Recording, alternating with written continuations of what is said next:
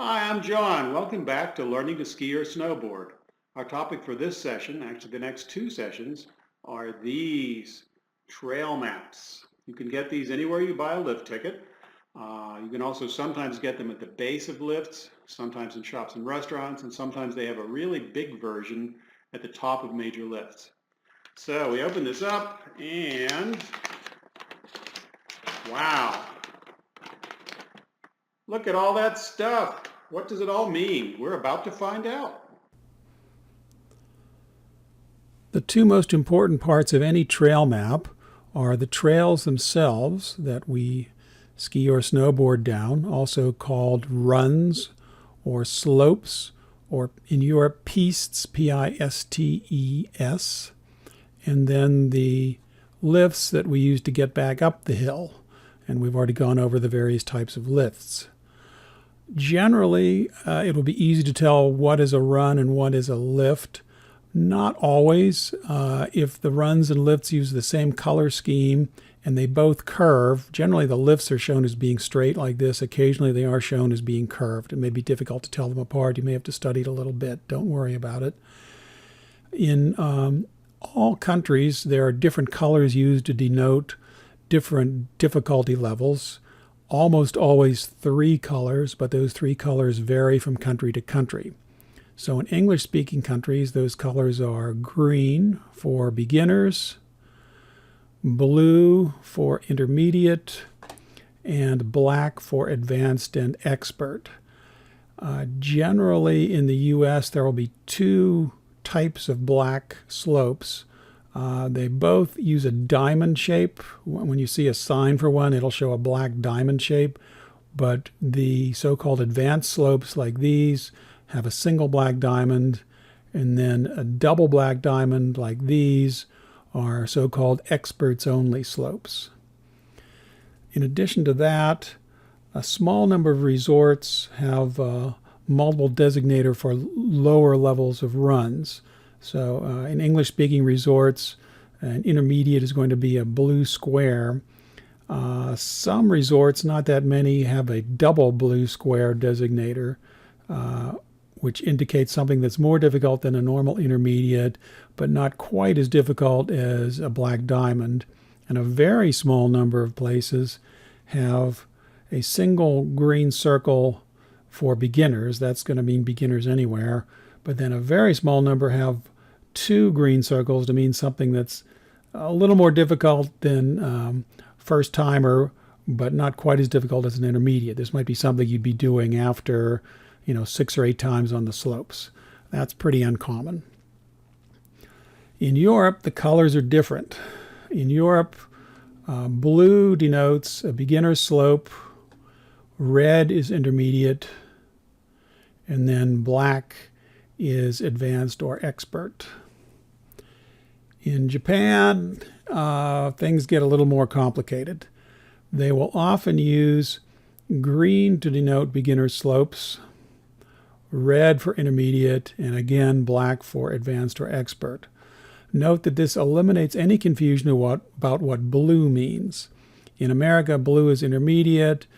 In Europe, it means beginners, and in Japan, they just eliminate it completely since some of their skiers come from Europe and some from the US and other English-speaking countries. This can vary, though. Some resorts might use a European color scheme or an American color scheme. I was at one resort where they actually used different color schemes depending on the language of the map. If the map was written in English, it would use green, blue, black. If it was written in German or French, it would use blue, red, black. And if it was written in Japanese, it would use green, red, black. So how's that for confusion? One other difference between North American resorts and resorts elsewhere is that in the rest of the world, the runs often have numbers. Numbers, while in North America, the runs usually have names in English because, of course, we assume everyone on the planet speaks English. So here we are reviewing the colors. English speaking, green, blue, black. Europe, blue, red, black. Japan, green, red, black. You'll sometimes see greens in Europe, but they're extremely flat. They're more like cross-country skiing areas. So where do you belong? Obviously beginner run, but you can have quite a range of beginner runs. Let's say you have a big resort with 30 beginner runs and 40 intermediate and 30 advanced. Obviously the most difficult beginner run is only slightly easier than the easiest intermediate run. If you've only been out a couple times, you need to stay off it. So how do you find out? One easy way is simply to take a lesson and ask the instructor where he thinks you belong. For your first time out, your first few times out, in America, you're going to be on what is often referred to as the bunny hill for the snow bunnies. This means you. And then from the bunny hill, you progress to more difficult beginner's runs. People often ask, what is the official definition of a beginner slope and an intermediate and an advanced? There is no official definition. Beginner slopes just means it's among the easiest we have, and advanced means it's among the most difficult we have. I was actually getting a tour of a resort in Utah, and somebody there was bragging how their beginner slope was the most difficult one in North America, probably not where you want to start out. There are other resorts, of course, in Utah that have very easy beginner's runs, so you need to check this out. Here we see this mountain is obviously more difficult. It's a steeper hill than this one. So here we see its average beginner run is more like an intermediate over here. And this advanced run is really more like an intermediate over here. You can have a resort where over here maybe an experts only run is a 30-degree slope, and over here an experts only run might be literally jumping off a cliff. Another thing you need to be careful about is if you are beginner skiing in Europe, because they rate things differently if there's a mix of how steep the run is in different places. So here we have, this chart's a little confusing because I use English-speaking colors here and European colors over here, but here we have a beginner's run, here we have an intermediate run, beginner's run, intermediate run, using their respective colors. Here we have a run that's mostly beginners and then has a short, steeper section, and then beginner pitch again. In the US, this would likely be called intermediate. In Europe, something similar would likely be called a beginner run, because, you know, what the heck, you fall here and by the time you stop sliding, you're at the bottom, right? How hard could it be? This means that beginners are in a lot more danger in Europe. Again, I would recommend taking a lesson the first day and then asking the instructor where he thinks you belong and where he thinks you don't belong. If you're more of an intermediate skier, be aware that in Europe, often the intermediate slopes are just as steep as the black diamonds, but they have shorter, steep sections. So if you're not at least a strong intermediate skier, I would be very careful about wandering around in Europe. In addition to the nature of the runs, the trail map often gives hints as to the nature of the lift as well. For example, here we see some lifts that are apparently one-person lifts, very short ones, probably surface lifts given the name Rugrat and the Glide. Here's a two-person lift, three-person lift, four-person lift, and a six-person lift. In the US, these are often called six-packs.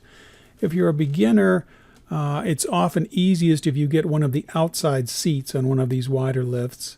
Usually if you explain to somebody that you really need an outside seat because you're a beginner and you don't want to fall in front of them and make them fall too, most sane people will let you have the seat. In Europe, there's a bigger variety of lifts. Here's a four-person lift. Here's a six-person lift. Here's a little red symbol here that looks sort of like a gondola. Remember that from last lesson? Yep, it's a gondola. As you'll recall, there are several hundred of these going round and round all the time. They take maybe 6 or 8 people up and can take them back down again. What about this or this? That looks like a really big gondola. That is, as you'll recall, something that Americans call a tram. Europeans sometimes call it a cable car, or some call it everything a gondola. These, as you'll recall, there are only 2 of them, so you may have to wait 5 minutes until one comes down, and then it takes up a very large number of people. And over here we have something. What is that? That almost looks like a train. My gosh, it is a train. What do you know? Some days it seems I'm just not sure which way is up, and that can definitely happen with trail maps. If you have a trail map of a small area, let's say one with a single mountain, it's pretty clear which way is up. You have a map perspective as if you were in a helicopter looking down on it from a few thousand feet up, and it's pretty clear. Even in larger areas like this one, which has 4 mountains, the 4 mountains are in a row and it uses the same side of each mountain. So again, it's still pretty clear which way is up, which way is down. Down on the map is down in altitude.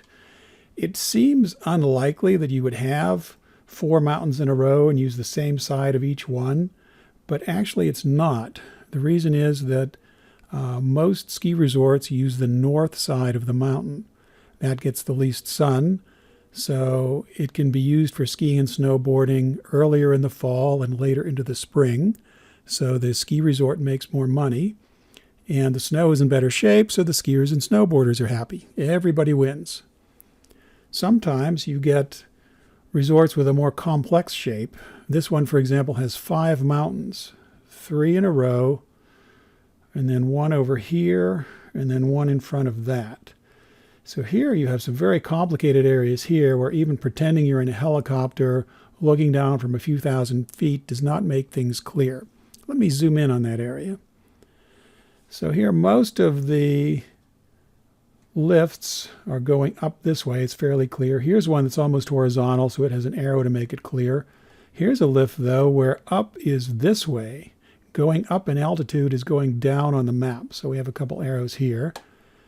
These blue runs here, down on the map, is down in altitude. This is the direction you'd be going. But this blue run here, they have an arrow because going up on the map is actually going down in altitude. You'd be traveling in this direction. Same thing with this green run here. They add more arrows to make things clear. Sometimes, particularly in Europe, you have resorts with a very large number of mountains, and it can get very confusing here. The helicopter half a mile up just doesn't work. They will use arrows. Even with the arrows, it can get very confusing. I remember years ago being in this area where I was following the map and I wanted to get onto a particular run. I got to the run and discovered I was already at the bottom. So then I decided I would go take a lift. I got to the lift and it turns out I was already at the top. It's easy to get confused, and that's okay. Just ask for directions. People will help you out. What I'm trying to communicate is that reading a trail map, particularly in large, confusing areas, is a valuable skill. If you're ever somewhere like the Dolomites in northeastern Italy, which are extremely large and confusing, if you can read a trail map well, you will be very popular. Everyone will want you in their group. And I'll see you on the slopes, but first we're going to do part 2 of trail maps.